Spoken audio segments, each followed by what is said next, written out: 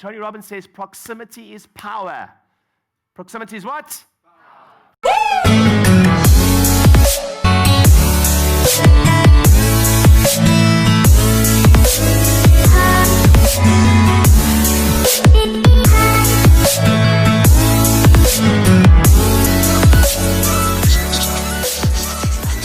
you start measuring the team, when you start doing all of that some people are going to want to jump out the pots. Some people want to run away. Yes? When you start bringing measurement in, people are going to run away. Because the reality is that human beings do not like to be measured. You guys understand that, yes? Human beings do not like accountability. But if you're going to grow your team, you have to understand that performance requires. I wish it wasn't so, but it is so. And there is a scientist, his name's, I always mess up the pronunciation, Ilya Prigozhin. Italian scientist, he won a Nobel Peace Prize for the work I'm just about to show you. Some of you have seen this before, but it's relevant to go through because there's something else I want to add to it. So what he showed was, and this is relevant for this is also relevant for your stuff I told you about with core values. It's relevant for your whole team. It was a scientific experiment where they put organisms under a lot of pressure. Crucially, if the organism was under pressure, and you can read the whole study, under the right environment. What's the word? Or not content, but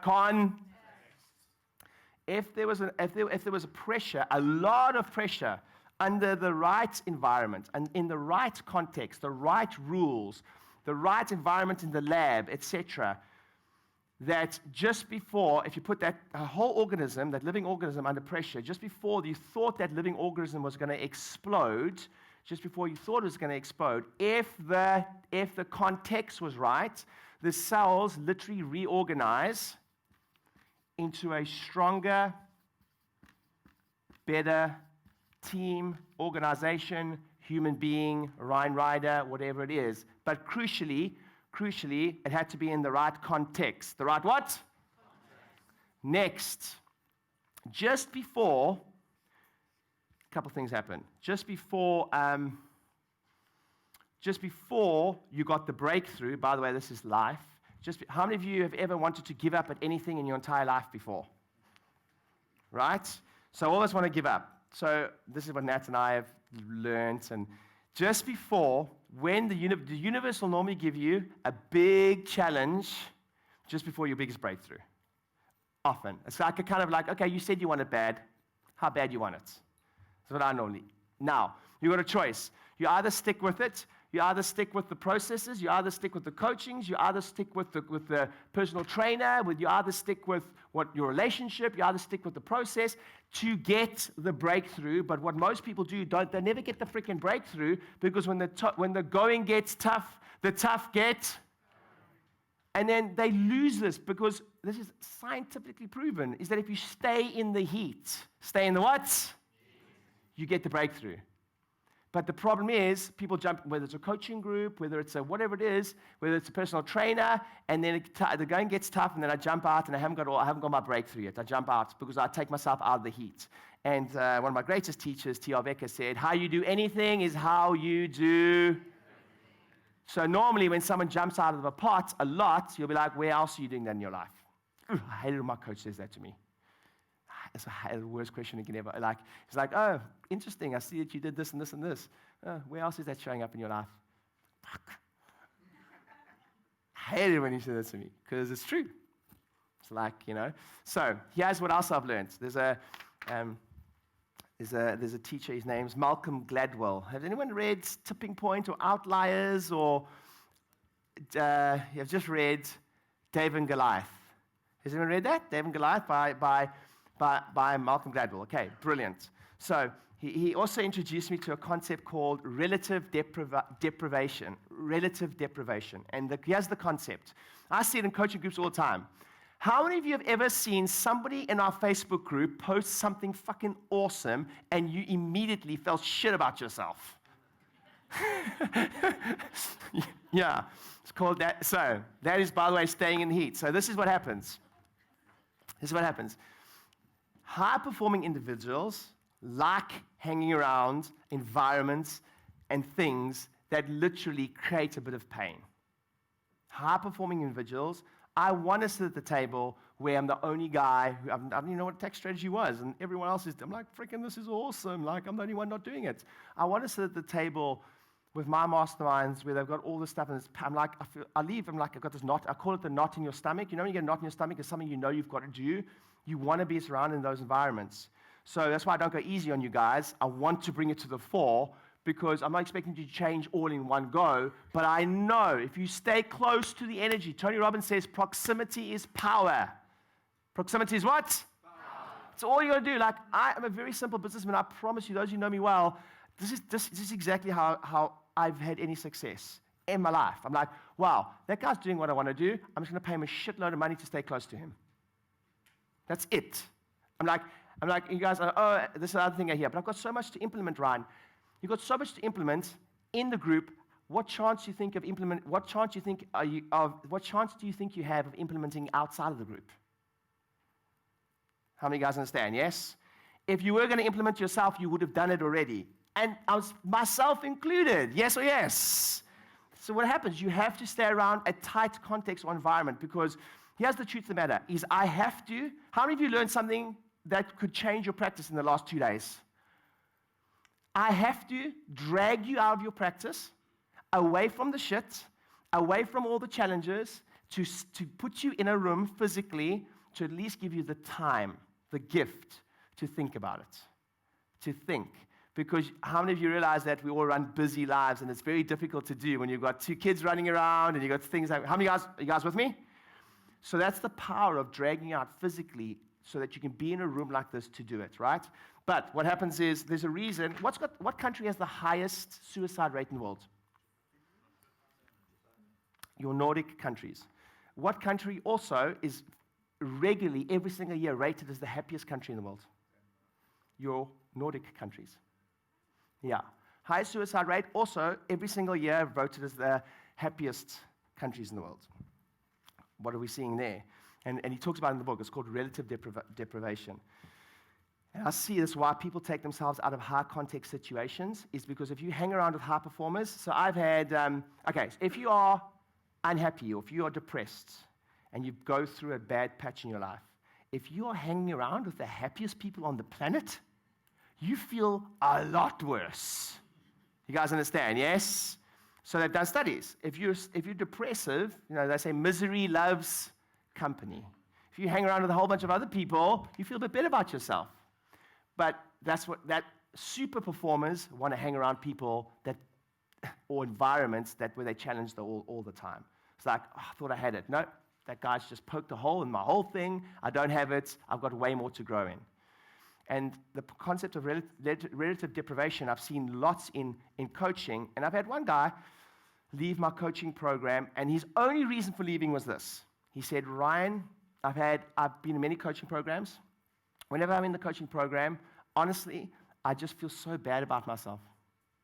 I just see everyone else implementing, and I just can't take it. So he jumps out of the heat, but he never gets his breakthrough, because the breakthrough happens from staying close to the energy. You want to stay close to people that challenge you all the time. You want to stay close to an environment where I'm just about to put 100 questions in front of you, 100 questions about in New Patient Avalanche. I want to create some pain for you, because out of pain, the chaos theory, you can get better.